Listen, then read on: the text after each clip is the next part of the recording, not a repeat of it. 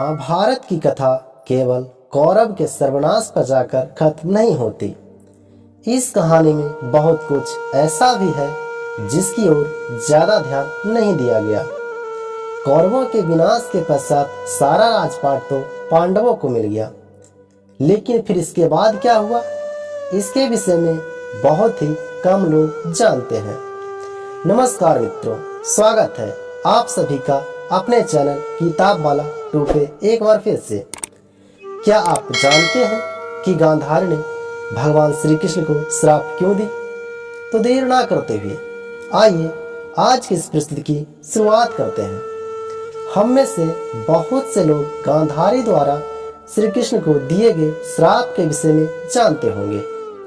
इसके बाद श्री कृष्ण की मृत्यु और पांडवों की स्वर्ग यात्रा की बात भी हम पहले आपको बता चुके हैं, लेकिन ये बात शायद ही कोई जानता होगा कि गांधारी द्वारा श्री कृष्ण को दिए गए श्राप की वजह से उनके पूरे कुल का विनाश हो गया था। कुरुक्षेत्र में हो रहे महाभारत के युद्ध का अंतिम दिन था।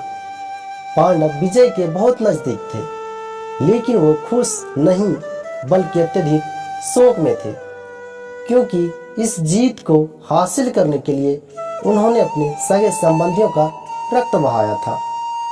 इस युद्ध में अनेक बेटों की भी मृत्यु हुई थी।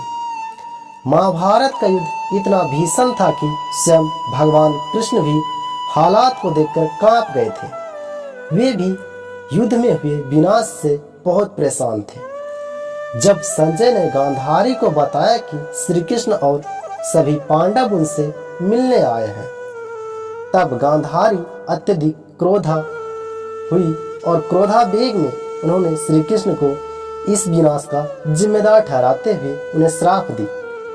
गांधारी ने श्री कृष्ण से कही, तुम विष्णु के अवतार श्री कृष्ण, मैं रोज जिनकी पूजा करती हूँ, तुम्हें जरा भी शर्म नहीं आई अपने कृत्य पर? अगर तुम चाहते तो इस विनाश को रोक सकते थे, लेकिन तुमने ऐसा नहीं किया। क्या अपनी रचना के साथ ऐसा किया जाता है? मैंने हर दिन तुमसे प्रार्थना की, इस तरह तुमने मेरी प्रार्थनाओं का जवाब दिया। गांधारी ने श्री कृष्ण से कहा, जाकर अपनी माता देवकी से पूछ कि संतान की मृत्यु से कितना दुख होता है। उसने सिर्फ 7 संतानें खोई थी, मैंने अपने 100 पुत्र खोए हैं। श्री कृष्ण मुस्कुराते हुए गांधारी से कहा कि अगर वो चाहती तो दुर्योधन व अन्य कौरवों को संभाल सकती थी, लेकिन उन्होंने ऐसा नहीं की। श्री कृष्ण का ये कहना था कि गांधारी और ज्यादा आग बबूला हो गई।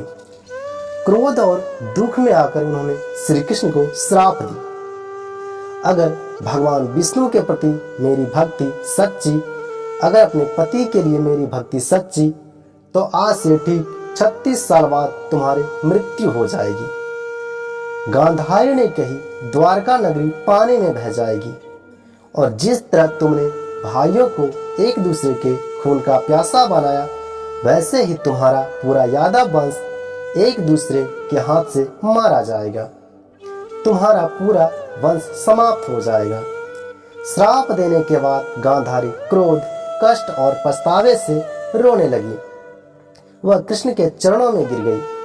श्री कृष्ण ने उन्हें उठाया और उनके श्राप को स्वीकार किया।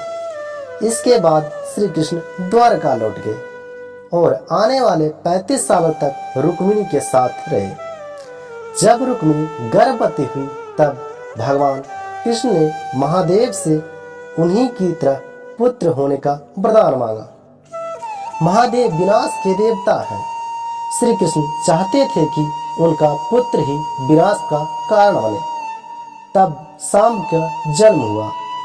आगे चलकर सांब की वजह से ही कुछ ऐसे हालात उत्पन्न हुए जिनके परिणाम स्वरूप यादव वंश का विनाश हो गया।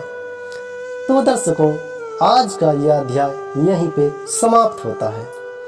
इस तरह के प्रस्तुति को देखने के लिए हमारे चैनल को सब्सक्राइब करें और वीडियो को लाइक करें। तब तक के लिए जय जय श्री कृष्ण।